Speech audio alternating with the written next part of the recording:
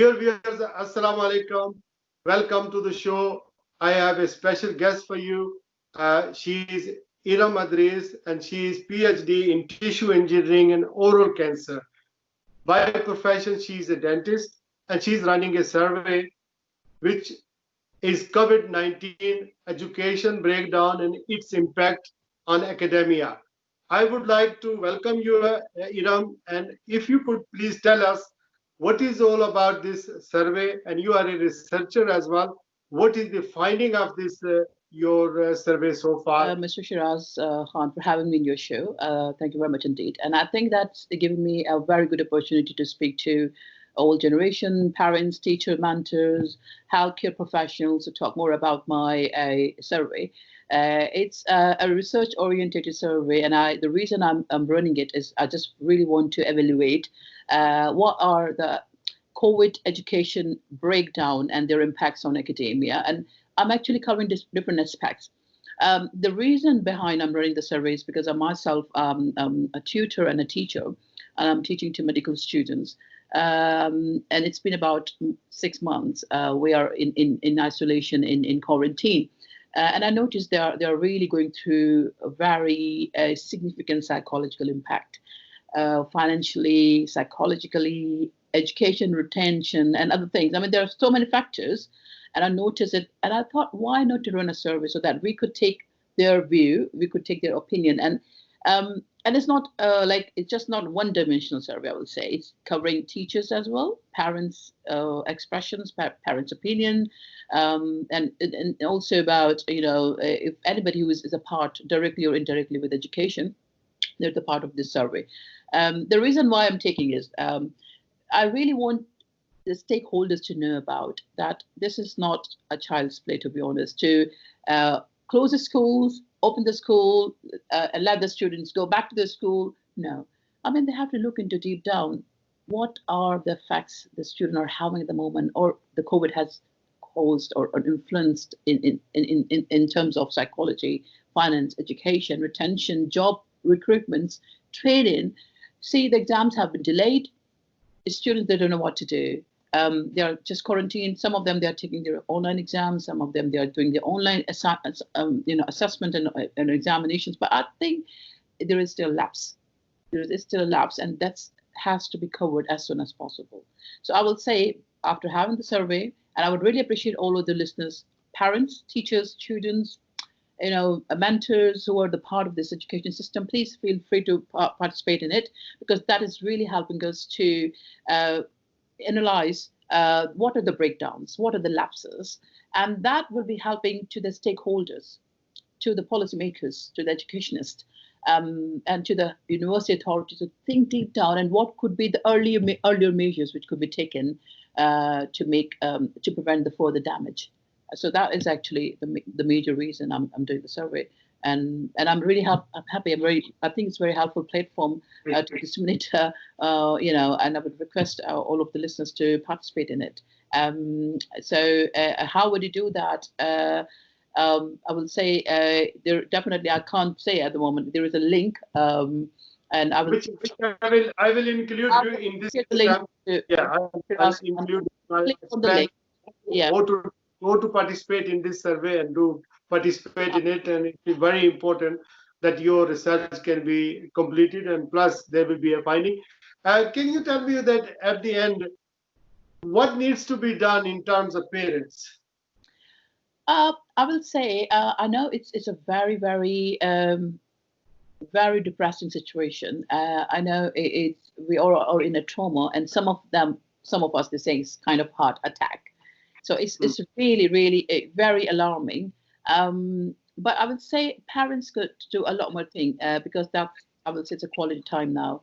Now they can sit down along with your family members, which they never had in their life, because everybody was just busy in their study, in their normal routine, in their job, and now they never had time to sit down with the family. So I think you could have a quality time with them. You can sit down, you can explore more about your children, more about your kids, and the kids could talk more frequently, which they never had it before in their life. So this is the thing, and I think it could also decline the level of stress if you're sitting down with your family members, you're talking with each other, you're cooking, you're doing, chores, you're doing your normal routine of your home. So I think that brings the family members together and closer. So I would say that's why in one of my options in my survey I've jotted down is the level of stress, the level of depression, and feeling relaxed. Are you feeling relaxed? Because it's true, because we know we are, like I said, we are sad. We are feeling so bad what is happening because of this COVID. But on the top, we have got the time to spare with family, which we never had in our life. So Can you also tell me, you have a daughter, you are by profession doctor, we call dentist as a doctor too. Yeah. You have a daughter, she's probably 5.5 or 6, if I may remember. She also call herself Dr. Zoya. And when I ask, where did you get the education to call yourself as a doctor? She says, no, I'm a doctor. So she wrote a letter to the Queen.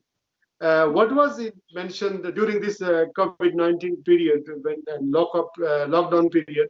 What she actually wrote to her, and what was the response from the Queen to her? Get any reply? Did she get any reply? Yeah.